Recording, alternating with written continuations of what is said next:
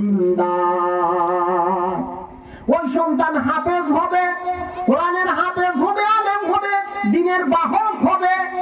আর যেই মা বাবা বৈধ অবৈধর দাঁড় দাঁড়ে না, হারাম হালালের দাঁড় দাঁড়ে না, ওই মা বাবা স্বামী স্ত্রী যখন মিলন করবে, এদের মধ্যে যদি কোনো সন্তান আসে, এই সন্তান কোনোদিন আখিরাতের সন্তান হবে না, ওই সন্তান হবে কুসন্তান।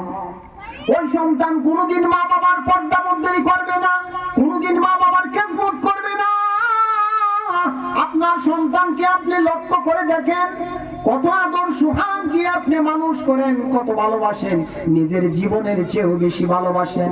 নিজে কাটা খাইয়া সন্তানকে আপনি মাছটা খাওয়ান।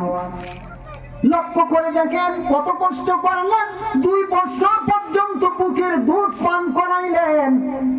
যেই সন্তান পৌষ মাসের শীতের মধ্যে, ওই সন্তান যখন ডাইন সাইডে দিয়ে আপনাকে শোয়ান, আপনি যখন শোয়ান সন্তানকে, সন্তান যখন প্রস্রাব করিয়া ডাইন সাইড ভিজা দেয়, সন্তান যখন কাঁদে, আল্লাহ তাআলা মায়ের অন্তরের মধ্যে এমন একটা রহমতের দড়ি বান্ধিয়া দিলেন, সন্তান কাঁদলেই মা তার কান্নার ভাষা বুঝতে পারে।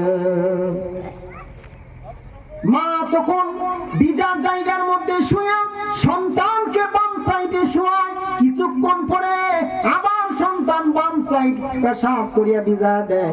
এবার মা ভিজা জায়গার মধ্যে শুইয়া ওই শিশু কচি সন্তানকে মা তার বুকের মধ্যে ধারণ করিয়া ঘুম পাঠায় দেয়।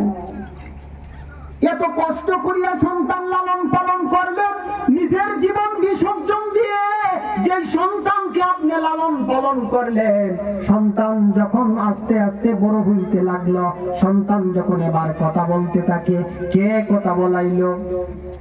মায়ের পেটের মধ্যে সন্তানকে কে লালন পালন করলো?